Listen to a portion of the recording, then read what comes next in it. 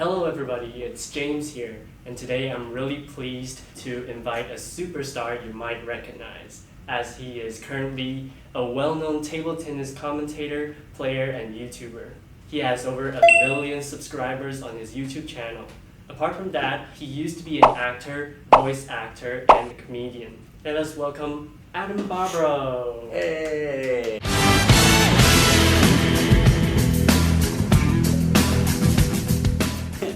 Thanks for having me. I'm so very pleased to have the chance to sit down and chat with you about your adventurous career and how you managed to transition from other positions to become a table tennis commentator.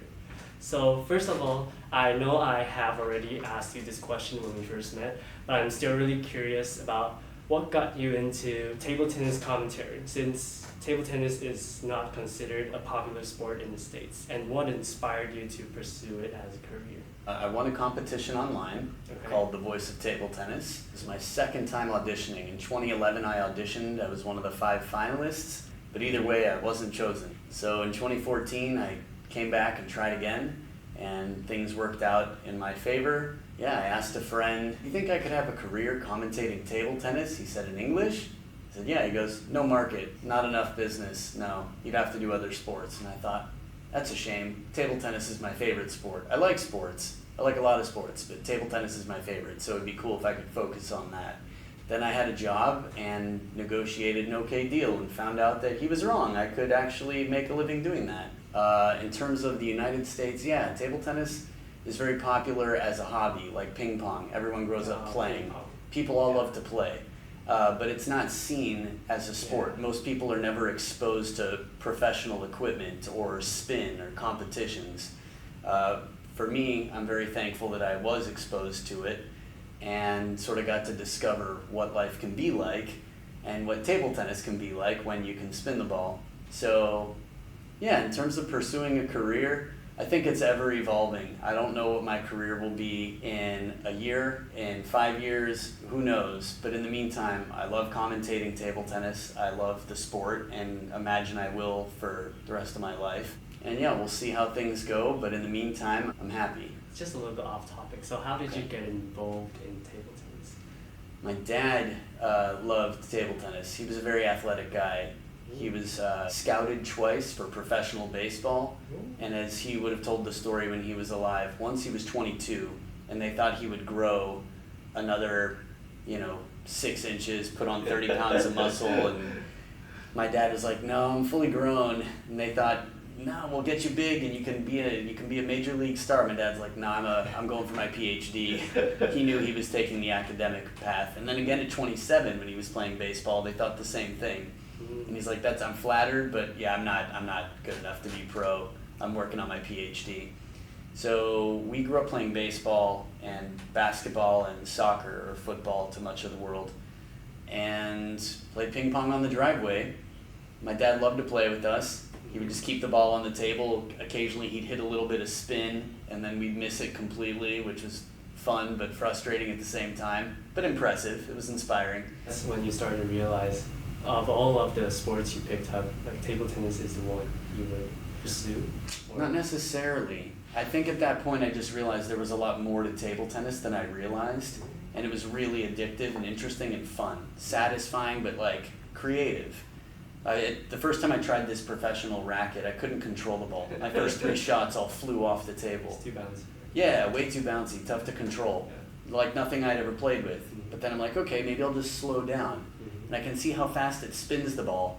Maybe I can learn to spin. As you know now, I mean, I'm far from professional, but spin, yeah, I love spin. It's like my favorite part. I like a lot of racket sports, but nothing has the spin factor like table tennis. True. So in terms of I think when I was 17, I stopped playing baseball for the high school. That was my last season. And when I was 16, I met a soccer coach that I knew it was the end of my career. I'm like, this guy is not my favorite person. I'd rather do theater and performing, and there are other things I'd rather do than play soccer for this coach. So I stopped. I also wasn't going to be a professional in soccer. I knew that. And in baseball, the same. I mean, I would have had to have gone to a really small college to even make a team. And yeah, So table tennis I just continued enjoying, played through college, and then yeah, I've always loved it. I think when it got in the way of work, when it got in the way of career, I actually had an ex-girlfriend who said to me, Adam, you need to quit playing so much table tennis and start focusing on your career. And I looked her in the eyes and went, no. So I'm happy that it's manifested in the way it has and has allowed me to feed myself and do something that I enjoy and help other people enjoy. So yeah, I don't know if I'm not a professional. I'm still not a professional. I never will be. And that's okay with me. But I think my greater goal is to bring positive impact to the world and feel fulfilled and feed myself and maybe, if a family member needs or something like that. But yeah. Cool. So I looked up a bit of your profile and your bio on the internet. Okay. And I noticed that you applied for a myriad of jobs before you actually settled down for your current position as a table tennis commentator. Interesting. So what urged such a transition to this really different role? And did the previous jobs contribute to what you're doing right now? Have you seen the movie Slumdog Millionaire? I haven't. You should. It's a great movie. Okay. I won't spoil anything. I often think of this movie because I think there are a lot of things in our life that we think, why am I going through this? Why am I wasting my time with this? What am I doing right now? Why am I here? I could be somewhere else. I don't deserve this. Look who my company is. Whatever that may mean, right? Maybe you're a college graduate and you're working in a fast food restaurant because you need to for flexibility, or maybe it's the only job you can find. Yeah. You think, I have a college degree, or whatever it is. All these things in life, sometimes they seem meaningless, pointless, like a waste of time. There's something to be gained and learned from every single one of them. It's like when you're doing a myriad of things and later on all of these intersect in one single point and you start to realize, wow, the things you did were actually quite meaningful. Yeah, that can be. Yeah. And it doesn't always have to be all at once, but in general, there are things to learn along the way. So in terms of when you said me applying for different jobs, that's interesting. I've had a lot of unusual jobs over the years. Yeah. I worked 7 years in restaurants. Mm-hmm. For a while before even being a waiter. That was I aspired to become a waiter because that was the better job. Yeah, I've done all sorts of things, from standing on street corners with signs saying new homes this way to I dressed up as a bear for a kid's party once, never got paid. Never got paid. First, it was a decent rate for me at the time. I worked at a kids production company making silly videos for 6 months before they realized it wasn't working because acting was my career. Voiceover, comedy, emceeing, table tennis coaching. I guess I started transitioning. I just sort of looked let's put it this way. I think money is very important, but not the most important thing necessarily. I think happiness, quality of life, there's often a cost to making money. Yeah. If you pursue the highest income possible, okay.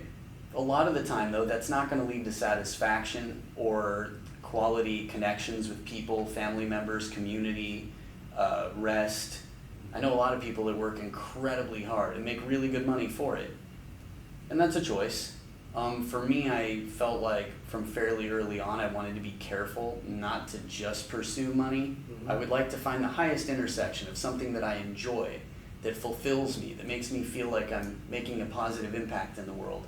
It's And also balance, pays me. right? Some balance, right? Yeah. So I realized that what skill sets do I have that other people don't, or where they're less common, right? Yeah. Maybe it's very common for people to be able to lift more weight than I can.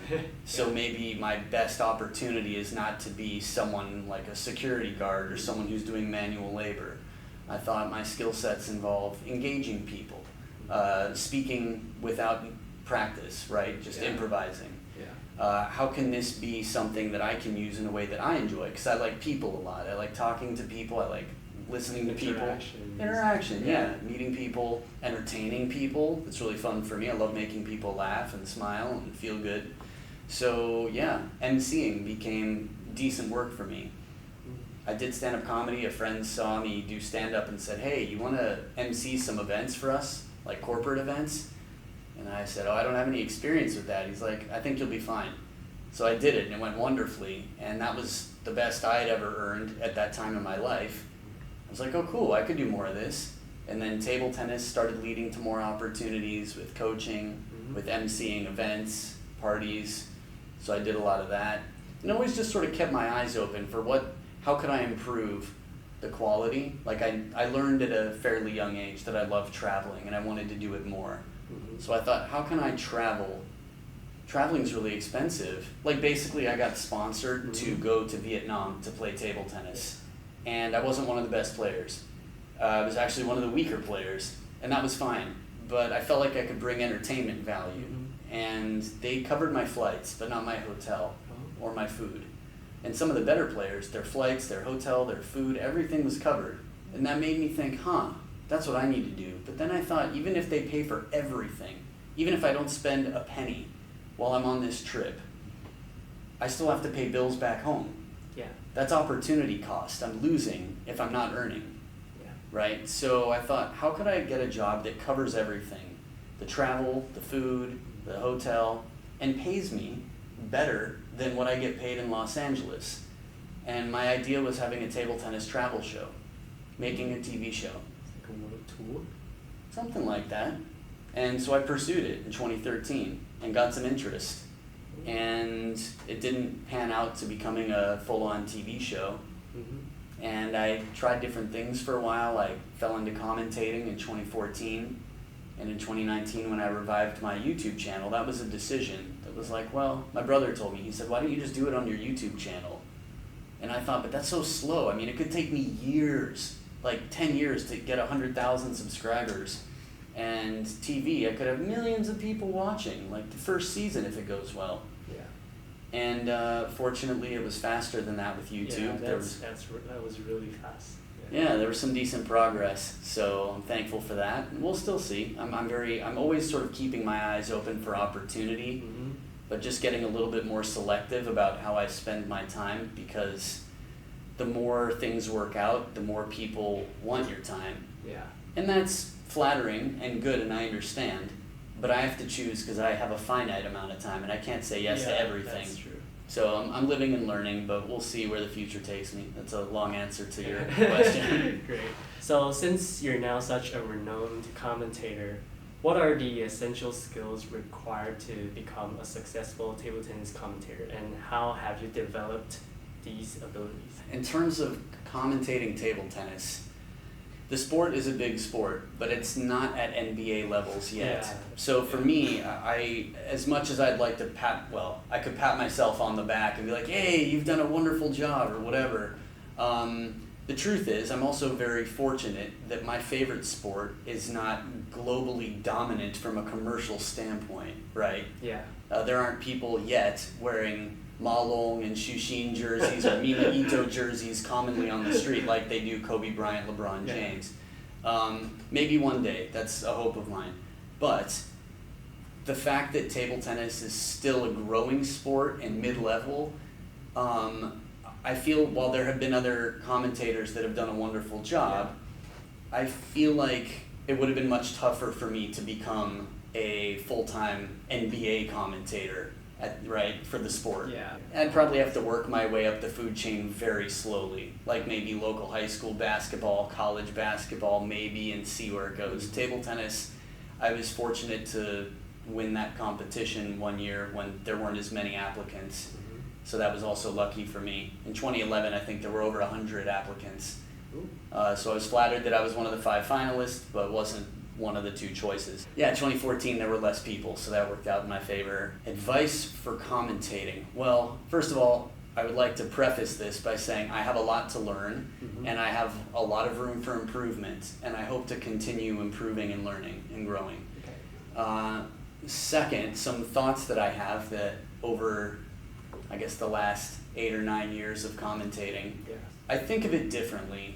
I think a lot of people think their job is to say what's happening and to sound professional. My thinking is, I'm happy your friend likes my voice. I actually like it, but not because I think it's like the sexiest voice or it's the most amazing sounding. I would say it's entertaining. Good. For me, and if I listen to people commentating for the NBA. Mm. I feel that they also have the same characteristics as you. Like their voices are actually quite attractive. Right. So I feel that maybe this is one of the factors why people are starting to love table tennis. So I was influenced heavily by the NBA. Mm-hmm. I grew up watching and hearing guys saying like get out of my house, or like, oh, any dunks from deep. And baseball, I grew up watching a lot of baseball. Yeah. But the commentators have a certain level of passion. Mm-hmm. And I think in table tennis, the Japanese commentators, super, super energetic. Same with Korean. The Korean commentators are very energetic. And it's exciting to listen to, even if you have no idea what they're saying. But that's the thing about communication, right? Yeah. I don't think you have to like a sport to watch it. I think something about it needs to draw you in. Yeah. You don't, that's my goal, right? Like, you don't need to like the taste of pistachios to like pistachio ice cream. You just need to like sugar, right? Yeah. And this is true of a lot of things. So I try to bring some sugar to table tennis. Mm-hmm. I want as many people watching as possible. It's like, if you can get people into your shop, they didn't have to come in with a shopping list. They might discover, like every time you go to Costco or IKEA, you end up leaving with a handful of things you didn't know you wanted, right? You came looking for frozen blueberries and you left with like coconut clusters, keto snacks, cookies, sushi. You just see all these things. So the idea is getting people there. Yeah. So if I can get people watching, whether that's through entertainment value, through passion, through pop references, through humanizing, that's another thing. I think as a commentator, I try to think in general. I don't think my job is just to commentate the sport. Mm-hmm. I try to think way broader, like what is possible from here? As a commentator, if I just think of myself as the guy who has to say what's happening, that's a very limited scope. That's not a lot to do. It's enough to do, but there's so much more. Like, what if I could end racism with commentary? What if I could inspire world peace or open-mindedness? These are big deals. This is bigger than the sport, right? To bring people together. Bring people together, Yeah. harmony. To end pain for people, not forever. There's always going to be pain. There can't be joy without it. But if I can offer people some escape from the stresses of life in the process, I think of the possibilities as endless. And I think of that in almost everything that I do. Commentary happens to have been my job for a while. And this is another example of something where I think, what is possible from this position? So I want to attract people to the sport. I want to grow the sport. How do I do that? Well, it's not the Adam Bobrow show. While at times it might seem like I think it is, the idea is the players are the stars. I want to build stars out of the players. Now, I wouldn't call this racism. I would just call it lack of exposure. A lot of people don't travel the world and never will, whether it's because of fear or lack of resources. Not everyone has the opportunity to do that. But with media today, you can travel the world. You can consume Taiwanese broadcasts. You can feel like you're living there. You can see vloggers traveling and showing the islands and the beauty and the food. You can live vicariously through other people. TV has been offering this for a long time.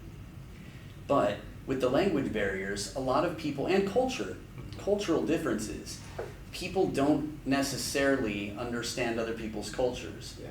So I want to understand so that I can help other people. And living here has been fascinating and amazing. And spending time in mainland China, spending time in Japan, all around, and learning about these people as people, I want to bring out their personalities, even if they don't scream or draw as much attention as, say, Dennis Rodman might, right? But there are big differences between Fan Zhendong, Ma Long, Xu Xin, Liu Shiwen, Ding Ning, Chen Meng, Xin Yingsha. They're all different people with different personalities. I think it's my job to try and help humanize them. So how can someone, I don't know, for me in the beginning, just thinking back to your question as I ramble a lot and just keep going, you asked about some advice I could offer? Or? Yeah, for being a commentator. Right. So for me, I thought one important thing is names. I think people's names, Dale Carnegie, the author of How to Win Friends and Influence People, one of the most circulated books in the last century, he said, more or less, the sweetest sound to anybody's ears is their own name. I think he said in any language, but that's the idea. Names are really important. And your name, you have a family name too. That represents more than just you. That's your family. So if I butcher your family name, they might be forgiving because I'm a foreigner or I'm not from the same country. But if I get it right, that shows respect for the culture, the language. So I really try to do my best to honor the players in that way. Make their families, their countries proud and happy and satisfied. I think understanding the sport is important. Table tennis is a very detail-oriented, nuanced sport. Very intricate, and it's tough. Ball is so small. And spinning so fast in any direction. These subtle, it's tough for someone who hasn't competed to appreciate why it's so difficult. Most viewers don't understand exactly what's happening or why. So that I also consider part of my job. I think as a commentator, first of all, man, I could write a whole book on what I've learned and my thoughts on it. The short of it is, I think, not trying to sound like everybody else is important. But I think that's true in life, right? Be yourself and be the best version of yourself you can. Bring what you do to the table. If I try to be someone else, I'm not going to be someone else as well as that person is. So I should be myself. And someone shouldn't try to be me because I'm me and they're them. They could do themselves better. There are a lot of commentators that have nice voices. They talk and sound like this. You're watching the something and we're getting into, but it's almost robotic. And that to me, I want people to feel like they're watching with friends. So sometimes I'll say something a little bit silly, not to steal. If the shot is amazing, the play is amazing, that's the player's time to shine. If nothing interesting is happening, it's minor, I try to find something to entertain, to offer entertainment, to fill in the gaps. I think that's important too for a commentator, to know when it's a starring moment, how you can add to it without stealing from it. When to fill in, when to be quiet, which many would argue I don't know. I talk a lot when I commentate. When I have a co-commentator, try to find that balance. It's actually taken me years. In the beginning, when I had a co-commentator, I would steamroll them. I'd do like 90% of the talking, because I never had a co-commentator, almost never. It was very rare. Now it's incredibly common, so I'm learning the balance a bit better. And it depends on my role. If you're a color commentator, like the expert, versus the lead, the person who says, welcome back. Usually now I'm the lead, but it depends who I'm commentating with, actually. So, like the last few events I did, I was the lead. Then I have to ask questions to my co-commentator, even if I know the answer. The goal isn't to try and look like the expert. It's to make my co-commentator look like the expert. So I might ask questions like, can you tell us a little bit about the equipment and what it does? Or are there any advantages to being left-handed? And my co-commentator knows that I know the answers, but it's that person's job, right? It's paved the way for them too. Right. So I think that it's like anything else. There's teamwork involved. Even when you're on your own, you might have a director in your ear. I think taking feedback, constructive criticism is important, but that's true of anything you want to improve in, I think. So I don't know, I could talk forever about commentary. If you have any specifics, feel free to ask. But otherwise, I feel like I should give you a chance to, drive again. I would love to say for my employers, I spend all my time prepping, because I've spent a disproportionate amount of my time watching, consuming table tennis. My playing level is way below my understanding of it. Subscribe.